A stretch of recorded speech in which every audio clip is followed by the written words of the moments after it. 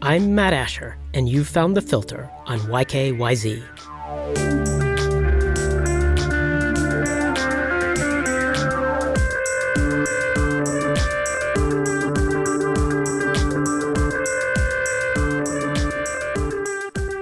My guest today is Katie Herzog. Katie is a former staff writer at The Stranger in Seattle and co-host of the podcast Blocked and Reported. Katie, welcome to The Filter. Thanks for having me. Sure thing. So this is not a news podcast, but it would be insane for me not to mention that we are recording this just 2 days after an open letter was published in Harper's magazine that essentially, without using this term, called out cancel culture as a threat to liberal society. You and your co-host Jesse were signers of the letter, along with some lesser-known writers and intellectuals like J.K. Rowling and Noam Chomsky. Yeah, some minor figures like Gloria Steinem and Margaret Atwood. They all also, for some reason, let those nobodies on the list. So a few others as well. At any rate, it would be insane not to mention the letter, not just because of the signatories, but because it represents the first step in the direction of what might be the only solution to what appears to be a rise in the power of illiberal mobs. And I want to get your take on that in a moment. But first, I want to recognize that what's sometimes called the woke crowd, or SJWs, have been highly effective in bending the cultural conversation in their direction and in destroying the lives of some people who say the wrong thing, even if that wrong thing is within the mainstream of thought among the population at large. In my view, they've achieved this by taking an approach that is essentially colonistic. Basically, you have a small group of cultural imperialists who are subduing the native population with a combination of firepower, intolerance, and moral certainty, and a view of those outside the city walls as morally corrupt and savage at best. So I want to start by asking if you think that's a fair characterization of the cancel culture moment and what your thoughts are about the open letter as a first step in pushing back.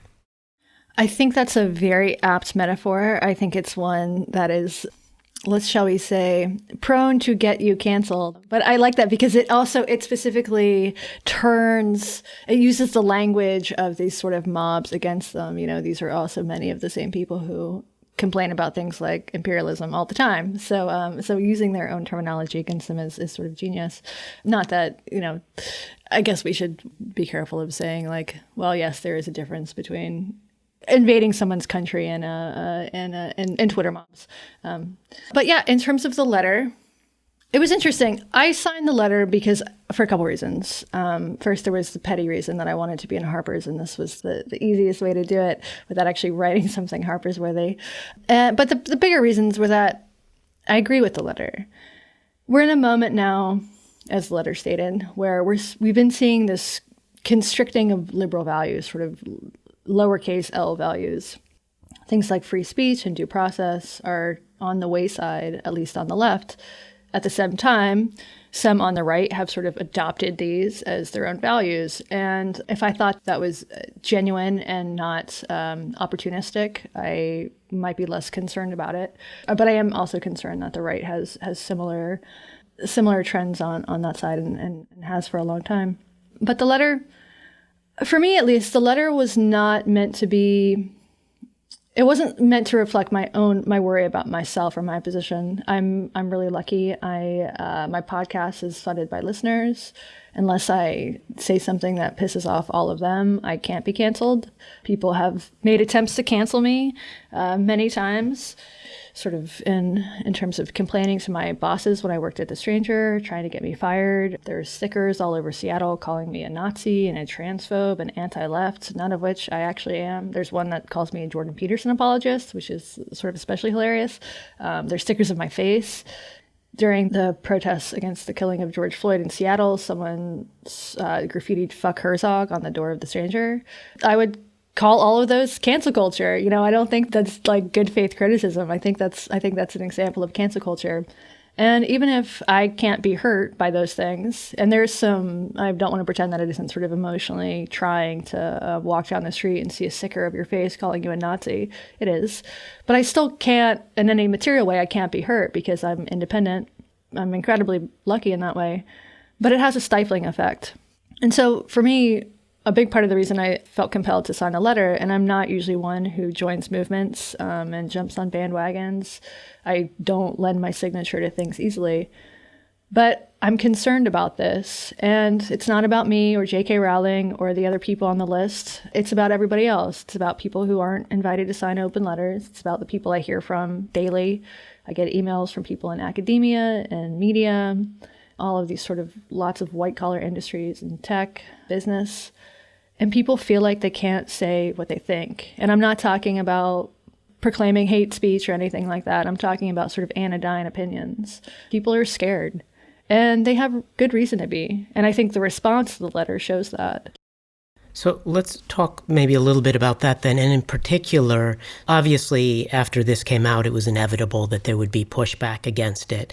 There would be no point in doing the letter if it wasn't going to receive some level of hostility. If people were just going to look at it and go, oh, whatever, then it wouldn't have had an impact.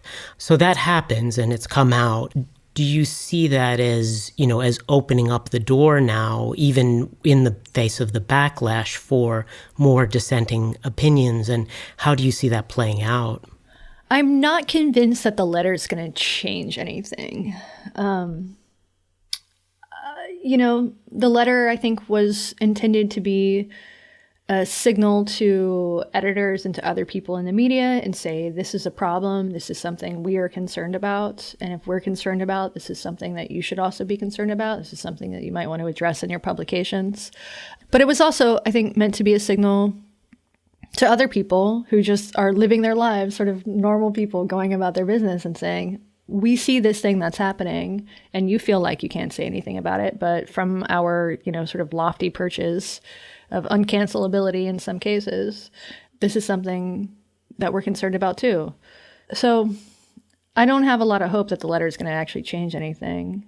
I'm sure that within the pages of Harper's, there was probably a lot of dissent about the letter. If you notice, nobody from Harper's signed the letter. And I don't know what that's about. Do you think that was just a journalistic decision to not, or that was no one at the magazine themselves was willing to, stick their neck out? They were obviously willing to do it enough to publish the letter.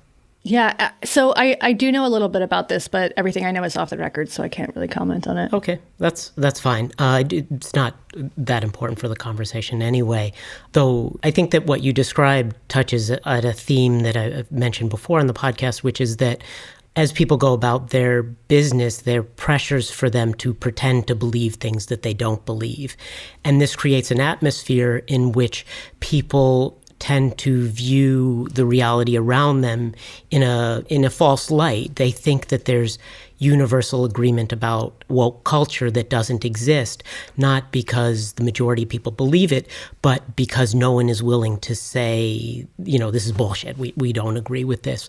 So maybe at the least it provides people the ability to see that there are others out there who feel this way, and even if they do have to keep quiet for their job or whatever, they don't get a false impression about the extent to which everyone else believes this. Does that make sense? Yeah, absolutely. And I think you're correct about that. I mean, the problem with what we call cancel culture, with these sort of Twitter mobs in particular, one of the many problems, is that they are not representative of the general population. Twitter is not representative of the general population. If you spend all of your time on Twitter, you would have gotten the impression that Bernie Sanders was going to be the next president of the United States and Elizabeth Warren would be his vice president, or Stacey Abrams or someone. Like, it's completely not representative. And that was made abundantly clear after the election of Donald Trump. For people like me, people in the media, I think that should have been a wake-up call. We cannot report via Twitter. We cannot spend our lives online and expect to understand how people live their lives. Unfortunately, there are lots of economic pressures that make reporting by Twitter sort of in some ways, the only way to do your job. If you have deadlines, if you have 2 or 3 deadlines a day, going out into the community just isn't feasible. And that's a major problem in the media right now. But yeah, Twitter is not representative of the general population. But we've also seen, we've been watching this trend. I've been watching this trend for several years. And for a while, the criticism was like, someone would get deplatformed on a college campus, someone would be invited to speak, and students would show up and freak out and decline to let the speaker speak. And a lot of the response from some of the critics of what we call cancel culture, or of the concept of cancel culture, the people who say cancel culture isn't real, is that this is just college students being college students, right? It's just on campus. Well, clearly the issue wasn't with college students being college students. College students have always been sort of crazy, radical, prone to high emotions, I suppose. Or at least I was in college. Problem is that this doesn't stay on campus. And that's what people like me were screaming, 3 or 4 years ago. And I think that has proven to be true. It has not stayed on campus. This trend has accelerated. It has entered business, media, education. It's all over academia. And my concern is it entering government. And I think that we are starting to see that as well. Yeah, I see that as well. I find that fairly disturbing, especially in terms of the extent to which the judicial system seems to be increasingly kind of appeasing the mob in certain cases. But maybe we'll get back to that point. But I wanted to back up to what you were saying about Twitter and how necessary it was, even if it, is unrepresentative of the broader population. But there's almost an obligation to be on there. And then because there's an obligation to be on there, there's an obligation to not get canceled or, deplatformed from it, which probably leads to a certain amount of self-censorship. In my mind, sort of the next step after doing something like a letter would be some kind of, alliances or mutual aid networks where people are pledging publicly to stand with other people who are canceled. Not that you're going to back them up no matter what, if they murder someone or something like that, but that you will be their best advocate, and that, maybe you will even sign on the line that you are willing to leave Twitter if you have a large enough collection of people with enough of a presence, or, if their account isn't reinstated in a week or something like that. But I'm just wondering what you think about the possibility, or whether you see any signs already of people coming together after this in alliances to push back and say, you can come after me, but, it's like NATO. You come after that person over there and you might be inviting a war with everybody, which essentially seems to be the de facto mode of the woke mobs already, which is that, if you attack one of them, you will get swarms. What are your thoughts about that as a next kind of self-defense step? Yeah, I don't think that leaving Twitter is the solution, because that's just all of the voices who are pushing back will leave, and then the platform will just be entirely sort of the cancelers. So I don't think that's totally the solution. But I do think if you signed the letter, and there were some people I was surprised to see sign the letter, I think you have an obligation to stand up for people. And I include people whose political views we disagree with. There is a reason that the ACLU fought for the Nazis' rights to march in Skokie. Like, these are long-held liberal values that even the ACLU is shrinking away from right now. I'm deeply troubled by that. So you put yourself, even for those of us who sort of are uncancelable, and I consider myself in many ways in that group, because people have tried and it has not worked yet. Even for people like me, it can still be difficult to stand up for people who you disagree with. It can, but that's a very necessary step to take. So I don't think, one of the criticisms of the letter was that there was some hypocrisy, that you saw people who have participated in cancel campaigns, or people who say things like cancel culture isn't real, signing on the letter. And I like, the hypocrisy is noted, but I think if you sign the letter, well, welcome to the fight. Right. And, and now we expect you to continue to act in that way going forward. So, right. Even if someone has not been perfectly on board with the pushback against cancel culture before, even if they've joined in the cancel swarms before, maybe this is an opportunity to have them on public record that they are opposing this, should they, engage in those in the future. Yeah, there have been 2 people have disavowed the letter so far. I don't know how many people will ultimately ask to have their names removed, but a couple people have. So picking back up on this idea of illiberalism within the left-wing community, online especially. Before the interview here, I wrote down all the ways in which it seems like the left has abandoned liberalism, and it started to kind of depress me. So I wondered if you could go into your own thoughts on that and the ways in which those traditions seem to be abandoned, and why you think that there hasn't been more pushback against the abandonment of things like due process and free speech and so forth. Yeah, I think the three major ways that I've seen the left shrink away from these sort of classical liberal values are free speech, due process, and diversity of thought. And I guess freedom of inquiry would also sort of be grouped there. With due process, I think we saw this most visibly during Me Too.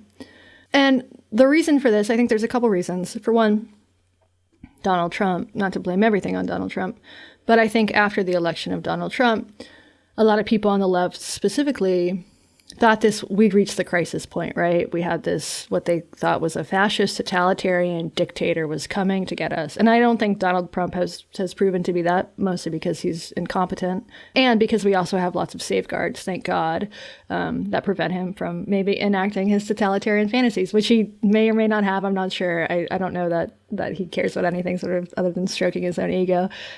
But I think that's part of it. It's a reaction to his election.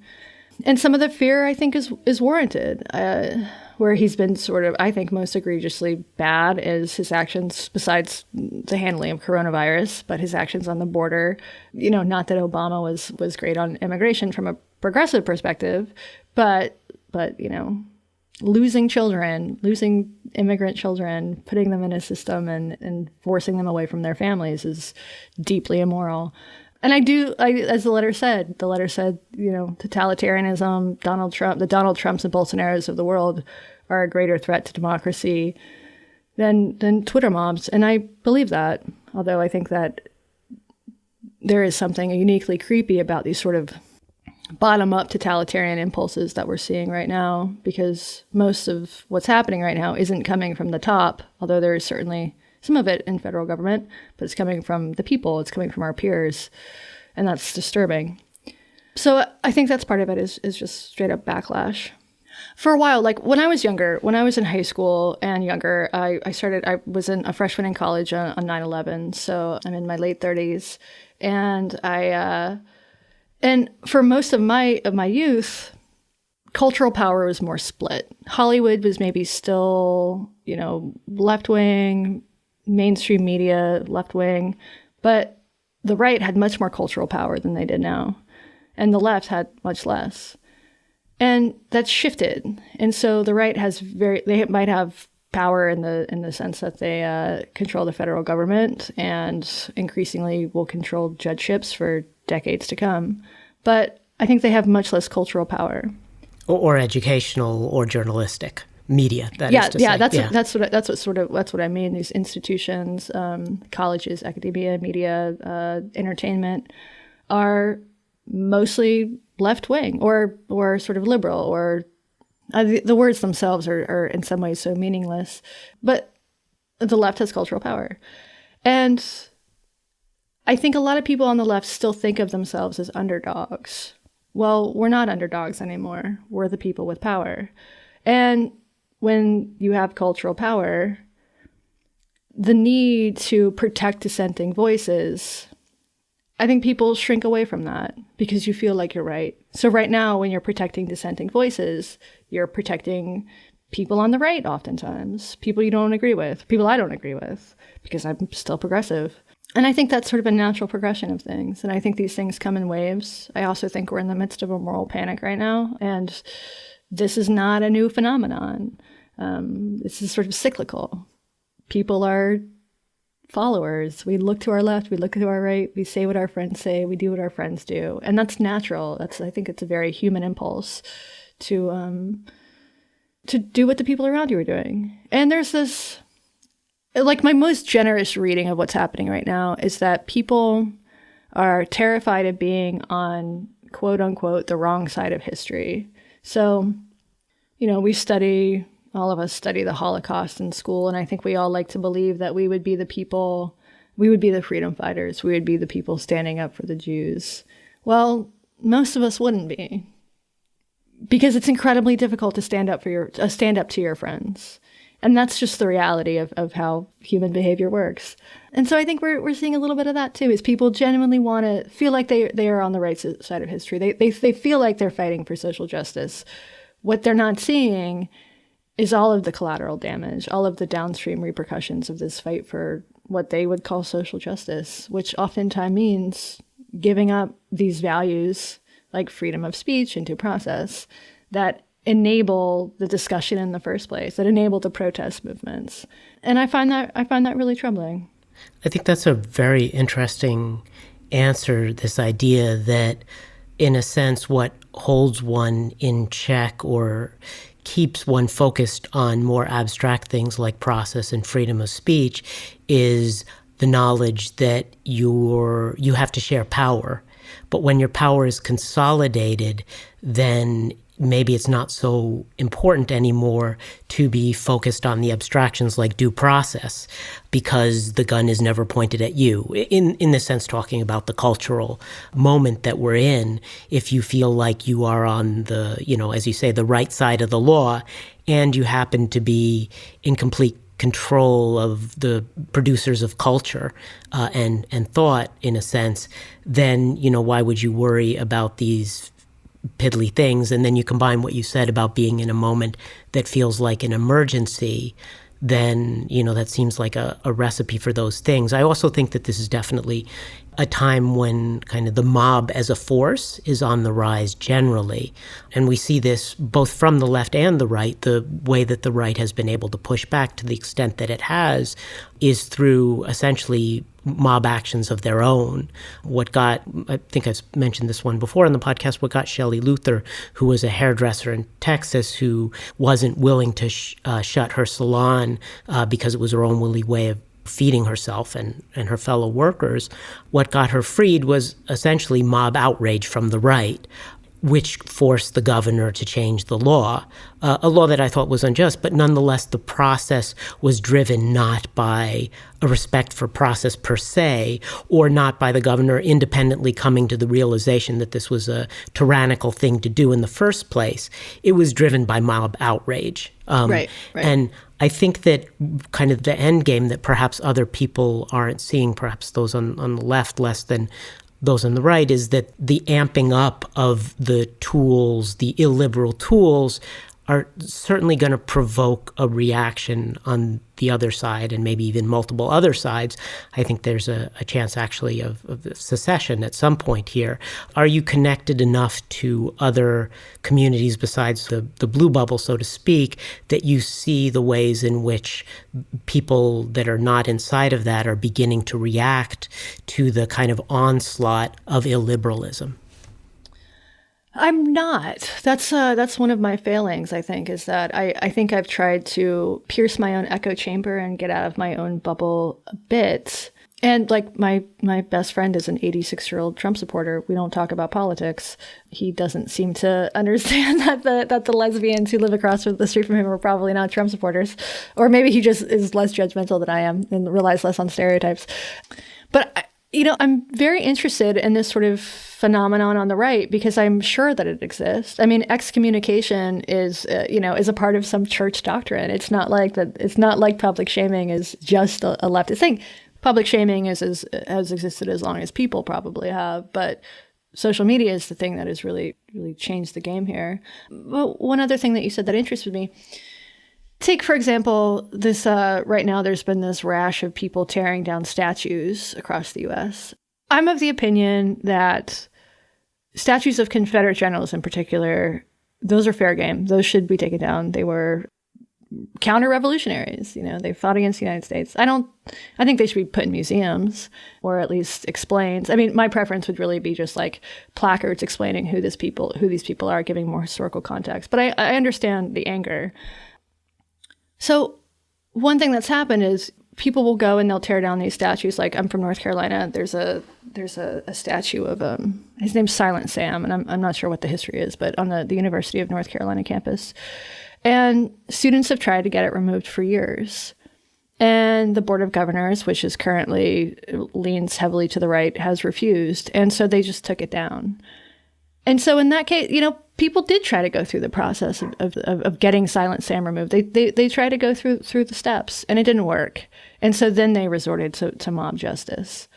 And I think that should be a telling experience for the Board of Governors or for people in power in general. If you don't allow due process to go forth, people will take up justice on their own terms. I think that that's correct, though I also see that bending to the mob, or at least allowing the mob to declare that something needs to go away and they're just going to do it and there won't be any repercussions to them, it also sends a signal in terms of what's permissible activity in a democracy. Oh, absolutely. Yes, this is not something I will personally be taking part of. Although the mascot of my elementary school, I went to a kindergarten through 8 elementary school, and the mascot is the rebel. It looks like a little Colonel Sanders fellow. And this was controversial when I was in second grade, 25 years ago. And they've still never changed it. And now there's dueling Facebook group, like the remove the rebel group and then the save the rebel group. And I'm in both Facebook groups, so I'm sort of watching them battle it out. So, something like that. Like, I think it's totally appropriate to have concerns about a Confederate general as the mascot for an elementary school. It is an overwhelmingly white elementary school, but it's inappropriate, I think. And was inappropriate, 25 years ago when I was in school as well. Yeah, and those things just kind of linger and have their own momentum. Though it's interesting the extent to which we create meaning around our symbols, right? For sure. And we are able to interpret them however we want. I went to the University of Illinois, and while I was there was a continual discussion about Chief Illiniwek, kind of their mascot, especially at the games, was an Indian chief, and at halftime he would come out and he would do a dance. And the story was, and I assume this is true, that the person who did it was always coached by elders of that tribe and trying to do an authentic dance. But nonetheless, there was always an uproar about it. And I didn't myself have an opinion one way or another, just to know that something would be lost either way, that if it goes away, then this representation, however flawed, of part of the American heritage disappears into the void or ends up as a plaque on some wall. On the other hand, there's certainly the view that this was an offensive thing to some people. I guess it gets to the broader aspect of cancel culture that seems to be about interpreting these symbols in a way that casts them in the light that's maximally offensive. Sure. And sees everything that might be a slight as absolutely a slight and absolutely motivated by bad faith, right? Sure. And I think that's also a tendency on social media, and just maybe a byproduct of the time that we're in right now, is just always assume the worst. For sure. I want to get back to what you'd mentioned about public shaming and throw out another theory to complement the cultural colonialists one, which is that what we're seeing right now to some extent is a reboot of honor culture with a particular focus on maintaining moral purity and limiting reputational contagion. I don't think the return of this culture has had nearly enough discussion. And in particular, almost no one seems to be willing to stand up for this very bourgeois idea that when a customer comes into your deli, you set aside your politics and you sell them a sandwich. And the act of selling them a sandwich doesn't make you a social pariah, even if the buyer happens to have the wrong views about, say, hormone therapy or trans women. As someone who's seen firsthand how just reporting on a taboo topic can turn you into an outcast, do you agree that what we're seeing here is a return of some form of honor culture? Yeah, I think that's a really interesting way of putting it. There's this strange trend for it's like guilt by association. It's very very McCarthyite right now. Guilt by association is huge. And also this utter intolerance of dissenting views, even views that represent the mainstream. In Seattle, I reported, I think last year or the year before, on a story of a teenager who was walking around Seattle, and he was wearing a MAGA hat, which may be unwise, but perfectly legal. And someone knocked it off of his head and then spit on the hat. And he did the sort of obvious thing. And he might have done this in part to provoke that reaction. He filmed it and posted online, and it got picked up by right-wing news. And it had the effect of making the left look intolerant, which I think is sort of fair, and also making this guy look like a victim, even if what he was being was a provocateur. Seattle, to its credit, and sort of ironically, has a law in the books that you can't discriminate against people based on ideology. So a business can't not serve you. If you walk into a cafe wearing a MAGA hat, legally, the business is required to serve you. It's sort of ironic that Seattle in particular has that law, because Seattle is also the sort of place where you're more likely to see someone, spit on with a MAGA hat than served with a MAGA hat. I'm glad they have the law. I think there's also been some pushback against it, and I'm not sure that it's ever, at least in recent times, been enforced. I think people want to appear to be on the right side of history, or what they think is the right side of history, and for them, that means being completely intolerant of any views outside of their own sort of narrow window of what's acceptable. And even being close to someone with the wrong views seems to be problematic. There's both the aspect of moral purity that one is required to have when it comes to holding the right opinions, and then also the reputational contagion aspect of honor culture, where you don't want to be associated with people who've been shamed. I imagine that there was spillover for you when you yourself were kind of publicly canceled, in terms of people feeling like they couldn't associate with you, or somehow that would kind of rub off on them. Yeah, and that hasn't really ended. So the sort of the backstory for your listeners is 2017, I wrote an article for The Stranger called The Detransitioners. And it was a piece about people who transition from one gender to another and then change their mind and transition back. And it wasn't inflammatory. It wasn't an opinion piece. It was just a sort of deeply reported profile of several people who've gone through this experience.